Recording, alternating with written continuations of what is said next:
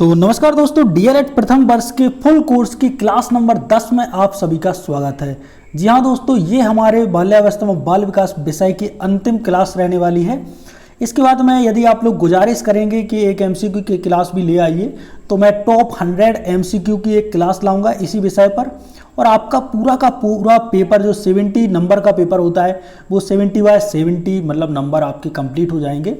और आज का हमारा टॉपिक रहने वाला है योग शिक्षा। तो चलिए दोस्तों, योग शिक्षा को अपन स्टार्ट करते हैं।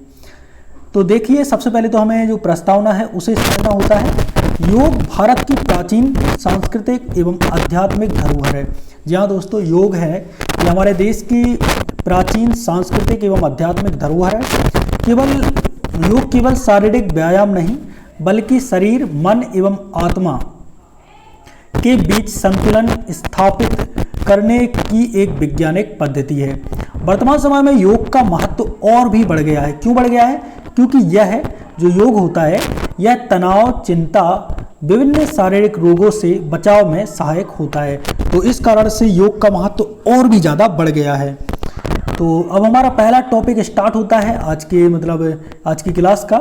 योग शिक्षा का अर्थ, उद्देश्य, आवश्यकता एवं महत्व। तो सबसे पहले योग का अर्थ क्या होता है?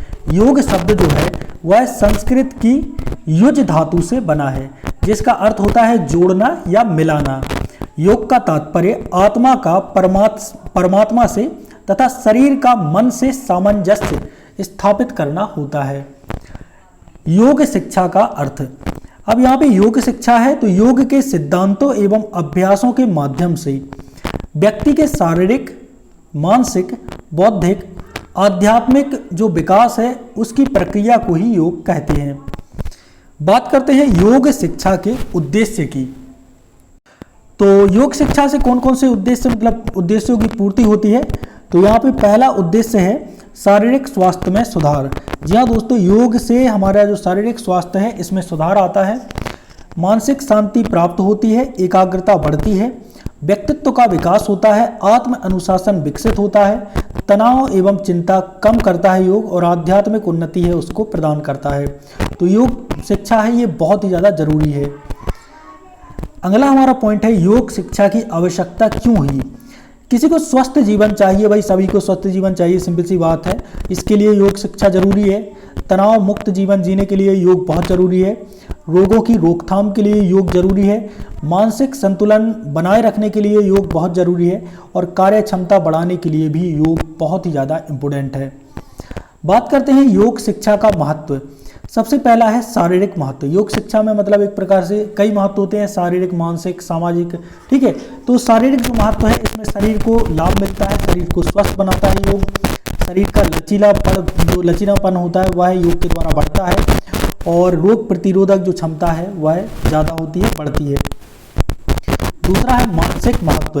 तो मानसिक महत्व यह है कि योग से स्मरण शक्ति बढ़ती है, हमारा तनाव कम होता है और एकाग्रता में भी वृद्धि होती है। बात करें योग के सामाजिक महत्व की, तो जो योग रहता है यह सहयोग एवं सहिष्णुता, साथ रहने की जो भावना है उससे यह बढ़ती है। सकारात्मक व्यवहार विकसित होता है योग के कारण। बात करें योग के आध्यात्मिक महत्व की, तो आत्मज्ञान प्राप्त होता है। यहाँ दोस्तों योग से हमें स्वयं का ज्ञान प्राप्त होता है और मानसिक शांति भी मिलती है। बात करते हैं हमारे अगले टॉपिक की, भारतीय संस्कृति में योग की परंपरा किस प्रकार से प्रचलित रही। योग का ऐतिहासिक विकास। सबसे पहले वैदिक काल। तो वैदिक काल में वेदों एवं उपनिषदों में योग का उल्लेख मिलता है। तो याद रखना, वेदों एवं उपनिषदों में योग का उल्लेख मिलता है। पतंजलि को आप लोग जानते होंगे, यहाँ पे लिखा है महर्षि पतंजलि। तो पतंजलि को योग का जनक माना जाता है। उन्होंने योग सूत्र की रचना की थी। योग सूत्र के रचयिता कौन है? महर्षि पतंजलि। भगवत गीता में योग। भगवत गीता में कर्म योग, ज्ञान योग एवं भक्ति योग का वर्णन हमें देखने को मिलता है। भारतीय संस्कृति में योग का महत्व। तो भारतीय संस्कृति में योग का क्या महत्व है? सबसे पहले तो जीवन शैली का अंग है। भारतीय संस्कृति में योग है वह हमारी जीवन शैली का अंग है। हालांकि आजकल तो ऐसा मतलब नहीं देखा जा रहा है, बहुत से युवा हैं वो योग करते ही नहीं है, और जो करता है उनका भी मजाक उड़ाते। मतलब किस प्रकार के मरे हुए इंसान आजकल जी रहे हैं, ये मान लो कि चलते फिरते इंसानों में लाशें घूम रही हैं। स्वास्थ्य संवर्धन का साधन है हमारी संस्कृति में योग, आत्मिक विकास का माध्यम है और सांस्कृतिक विरासत का प्रतीक है। बात करें योग एवं व्यायाम में अंतर। जी हाँ दोस्तों, व्यायाम अलग चीज़ है और योग जो है ये अलग चीज़ है, तो इनमें अंतर भी है। आइए जानते हैं। सबसे पहला है आधार, फिर योग और व्यायाम और इनके उद्देश्य। तो सबसे पहले आधार है शरीर। तो योग से क्या होता है, मन एवं आत्मा का विकास होता है, लेकिन व्यायाम से क्या होता है, शारीरिक विकास होता है। आधार है गति। तो योग में गति क्या होती है, धीमी एवं नियंत्रित होती है और व्यायाम में तेज एवं सक्रिय होती है। अगला है प्रभाव। तो योग में क्या होता है, शारीरिक एवं मानसिक दोनों रूप से मतलब योग का प्रभाव पड़ता है और व्यायाम में शारीरिक प्रभाव होता है। अगला है ऊर्जा। योग में ऊर्जा संरक्षित होती है और व्यायाम में ऊर्जा व्यय होती है। अगला है परिणाम। तो योग में क्या होता है, मानसिक शांति मिलती है, लेकिन व्यायाम में क्या होता है, शारीरिक शक्ति मिलती है, मतलब शारीरिक शांति भी मान सकते हो। योग एवं व्यायाम दोनों में समानताएं भी हैं, दोनों स्वास्थ्य के लिए लाभकारी हैं, दोनों शरीर को सक्रिय बनाते हैं और दोनों रोगों की रोकथाम में सहायक हैं और हमारी रोग प्रतिरोधक क्षमता को भी बढ़ाते हैं। हमारा अगला पॉइंट है योग में सूक्ष्म व्यायाम। जी हाँ दोस्तों, कुछ सूक्ष्म व्यायाम होते हैं जिन्हें हम योग के दौरान कर सकते हैं। अर्थ क्या होता है, योगा अभ्यास से पहले यानी कि योग के अभ्यास से पहले शरीर को तैयार करने के लिए, यानी कि वार्म अप टाइप का इसको आप कह सकते हैं। तो तैयार करने हेतु किए जाने वाले जो हल्के अभ्यास हैं सूक्ष्म व्यायाम कहलाते हैं। तो प्रमुख सूक्ष्म व्यायाम पहला है गर्दन व्यायाम। इसमें क्या करते हैं, जो आपकी गर्दन है उसको ऊपर नीचे करते हैं, ठीक है, और दाएं बाएं घुमाते हैं। दूसरा है कंधा व्यायाम। इसमें कंधों को घुमाया जाता है और आपके कंधे हैं वह एक्टिव हो जाते हैं। फिर हाथ व्यायाम है। इसमें हाथों को क्या करते हैं, फैलाते हैं और हाथों को मोड़ते हैं, मतलब ये तुम हो जैसे, तो हाथों को मतलब मोड़ेंगे और फैलाएंगे जिससे कि हाथों में स्ट्रेस आ जाए। इसके बाद है घुटना व्यायाम, जिसमें घुटनों को मोड़ा जाता है। टखना व्यायाम में टखना को घुमाना इसमें प्रमुख काम किया जाता है। इसके बाद है सूक्ष्म व्यायाम के लाभ। अच्छा, ये जो सूक्ष्म व्यायाम होते हैं इसमें शरीर को मतलब गर्म किया जाता है और लचीला फ्लेक्सिबिलिटी बढ़ती है, चोटों से ये हमें बचाता है और योगा अभ्यास, जो योग का अभ्यास होता है उसको सरल बनाता है। बात करें योग के बहिरंग अंग। तो महर्षि पतंजलि के अनुसार अष्टांग योग के प्रथम 5 अंग बहिरंग अंग योग कहलाते हैं। पहला है यम। यम जो है देखिए यहाँ पे सामाजिक अनुशासन का एक प्रकार से मतलब लाता है। यम से 5 यम होते हैं, अहिंसा, सत्य, अस्तेय, ब्रह्मचर्य, अपरिहर। दूसरा है नियम। नियम में 5 व्यक्तिगत अनुशासन होते हैं, 5 नियम होते हैं, सोच, संतोष, तप, स्वाध्याय और ईश्वर में प्राणिधान, ठीक है, प्रणिधान। अगला है आसन। शरीर को स्थिर एवं आरामदायक स्थिति में रखता है आसन। प्रमुख आसन कौन कौन से हैं, पद्मासन, वज्रासन, ताड़ासन, भुजंगासन, ये कुछ प्रमुख आसन हैं। अगला है प्राणायाम। प्राणायाम जो होता है वो श्वास प्रश्वास का मतलब नियंत्रण करता है। प्रमुख प्राणायाम कौन कौन से हैं, अनुलोम विलोम है, कपालभाति है, भ्रामरी है। अगला है प्रत्याहार। इंद्रियों को विषयों से हटाकर मन को नियंत्रित करना ही प्रत्याहार कहलाता है। योग के जो अंतरंग अंग हैं, आइए इन्हें जान लेते हैं। अष्टांग योग के अंतिम 3 जो अंग हैं वह अंतरंग योग कहलाते हैं। 5 हैं ये बहिरंग योग कहलाते हैं और 3 अंतिम जो बचे वो अंतरंग योग हैं। पहला है धारणा। तो मन को किसी एक विषय पर केंद्रित करना ये धारणा कहलाती है, ठीक है। दूसरा है ध्यान। लगातार एकाग्र होकर चिंतन करना ये ध्यान कहलाता है। किसी एक वस्तु में एकाग्र होकर मतलब चिंतन करना ही ध्यान है। और तीसरा है अंतरंग अंग समाधि। ध्यान की जो सर्वोच्च अवस्था होती है वह समाधि होती है। अंतरंग योग का महत्व क्या क्या है, इससे मानसिक शांति मिलती है, आत्मिक विकास होता है, एकाग्रता में वृद्धि होती है और तनाव में कमी होती है।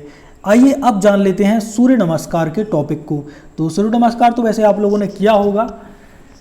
सूर्य नमस्कार का अर्थ क्या होता है, इसमें हम भगवान सूर्य को सम्मान एवं ऊर्जा के प्रतीक के रूप में प्रणाम करने की एक योग प्रक्रिया है, इसी को ही सूर्य नमस्कार कहते हैं।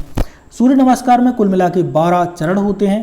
पहला है प्रमाणासन, दूसरा है हस्त्र उदात्तानासन, ठीक है, तीसरा है पद हस्तासन, फिर अश्व संचलासन, दंडासन, अष्टांग नमस्कार, भुजंगासन, पर्वतासन, अश्व संचलासन, पद हस्तासन, हस्त उत्तानासन और प्रणामासन। तो यहाँ पे कुल मिला के 12 आसन होते हैं सूर्य नमस्कार में। सूर्य नमस्कार के क्या क्या लाभ हैं? पूरे शरीर का व्यायाम हो जाता है इन 12 आसनों में। और यदि कोई भी इंसान 3 बार सूर्य नमस्कार कर लेता है रोज, तो उसे कोई अन्य व्यायाम करने की ज़रूरत नहीं है, मतलब इतने में वो फिट रहेगा। एक बात क्लियर है। रक्त संचार में सुधार होता है, पाचन शक्ति बढ़ती है, एकाग्रता बढ़ती है और शरीर लचीला बनता है। बात करें योग करते समय कुछ आवश्यक सावधानियां भी हमें रखनी चाहिए। तो कौन कौन सी सावधानियां हैं जो हमें योग करते समय रखनी चाहिए? तो अभ्यास से पूर्व हमेशा याद रखें, खाली पेट योग करना चाहिए। ऐसा नहीं है पूरा भरा पेट, मतलब ऐसा है कि पूरा पेट भर खाना खा लिया और योग कर रहे हैं तो उल्टी हो जाए। स्वच्छ एवं शांत स्थान पर योग करना चाहिए। स्वच्छ स्थान हो जहाँ पे भी आप योग करें तो कम से कम साफ सफाई हो और थोड़ी बहुत शांति हो। ढीले एवं आरामदायक वस्त्र पहने, जींस के पैंट पहन के योग ना करें, जो लोअर टी शर्ट होती है इन पे योग करें। अभ्यास के दौरान धीरे धीरे अभ्यास करें, शरीर पर अनावश्यक दबाव ना डालें, सही श्वास तकनीक को अपनाएं। ठीक है। अभ्यास के बाद क्या करना है? कुछ समय विश्राम करना है, तुरंत भारी भोजन नहीं खाना। योग का अभ्यास किया तुरंत बहुत सारा खाना खा लिया, ऐसा नहीं करना। पर्याप्त पानी पिए, पानी पी सकते हो आप जितना पानी पीना। ठीक है। योग के सामान्य लाभ। अब योग के कुछ सामान्य लाभ हैं, कुछ शारीरिक लाभ हैं, कुछ मानसिक लाभ हैं, कुछ सामाजिक लाभ हैं। तो पहले शारीरिक लाभ को समझ लेते हैं। स्वास्थ्य में आपके सुधार होता है, शरीर लचीला बनता है तो लचीलापन बढ़ता है, रोग प्रतिरोधक क्षमता बढ़ती है। मानसिक लाभ कौन कौन से हैं? तनाव कम होता है, स्मरण शक्ति बढ़ती है, एकाग्रता भी बढ़ती है। और सामाजिक लाभ कौन कौन से हैं? सकारात्मक सोच विकसित होती है योग से और आत्मविश्वास बढ़ता है। आध्यात्मिक लाभ भी हैं कुछ योग से, आत्मज्ञान की प्राप्ति होती है और आंतरिक शांति प्रदान होती है। शिक्षक की भूमिका क्या रहेगी इस पाठ में यदि बात करें तो विद्यार्थियों में योग के प्रति रुचि जो है वह विकसित करना है, नियमित योगाभ्यास है वह करवाना, योग के लाभों की जानकारी देना, स्वस्थ जीवन शैली के लिए प्रेरित करना, नैतिक मूल्यों का विकास करना। और यहाँ पे हमारा जो मतलब चैप्टर है वो समाप्त होता है। ये कुछ महत्वपूर्ण प्रश्न हैं, इनको आप लोग लिख सकते हैं क्योंकि ये पूरा सारा मैंने पढ़ा दिया है। इन्हीं जैसे योग शब्द का अर्थ क्या है, योग का जनक कौन है, ठीक है, पतंजलि, प्राणायाम क्या है, सूर्य नमस्कार के कितने चरण होते हैं, तो ये तुमसे मतलब बन जाना चाहिए। ठीक है। तो आई होप दोस्तों यहाँ पे जितने भी प्रश्न हैं ये आपसे बन जाएंगे। और इस मतलब परीक्षा हेतु अष्टांग योग को याद करने के लिए सूत्र भी है, यानी आ प्रा, फिर ध्या धा ध्यास। तो यम नियम आसन प्राणायाम प्रत्याहार धारणा ध्यान समाधि। इकाई 10 का सार भी यहाँ पे दिया गया है। और यह इकाई डीएलएड परीक्षा के लिए बहुत ही ज़्यादा महत्वपूर्ण है, विशेषकर अष्टांग योग, सूर्य नमस्कार, ये सारी चीज़ें मतलब डीएलएड में पूछी जाती हैं। तो यहाँ पर दोस्तों जो हमारी डीएलएड की क्लास नंबर 10 है ये भी समाप्त होती है। और मैंने मतलब जो भी वादा किया था कि आपका जो पहला पेपर है उसको मैं 2 या 3 दिन में कंप्लीट करवा दूंगा, तो आज तीसरा दिन है और तीसरे दिन में मैंने पूरा 10 क्लासें बिल्कुल कंप्लीट करवा दी हैं। तो इसी के साथ मैं जो अभी आपके 9 विषय और रह गए हैं, ठीक है, तो यदि अब आपको कमेंट करना होगा। ऐसा नहीं है कि मैं बिल्कुल लेता हूँ, आप लोग देख रहे हो वीडियो को देख नहीं रहे, व्यू आए हैं 10 और 10 व्यू में भी किसी ने कमेंट नहीं किया, भाई कम से कम 50 कमेंट आनी चाहिए। तो मैं ऐसे ही सेकंड मतलब 10 पेपर जो रहे हैं ना, पूरा का पूरा डीएलएड का फुल कोर्स आपके लिए लेके आऊँगा, वीडियो में बना रहा हूँ। ठीक है। अब वो अनलिस्टेड में रहेंगे, जब कमेंट आएंगी तो ही मैं पब्लिक करूँगा। तो मिलते हैं एक और नए वीडियो के साथ, तब तक के लिए जय सिया राम और अपना ख्याल रखें। ठीक है। Radhe Radhe, good night. और हाँ यार, कमेंट में आप लोग ये बता दें कि आप लोग अभी कहाँ से हैं, और आप लोगों से मिलकर काफ़ी अच्छा लगा। Thank you so much. Radhe Radhe.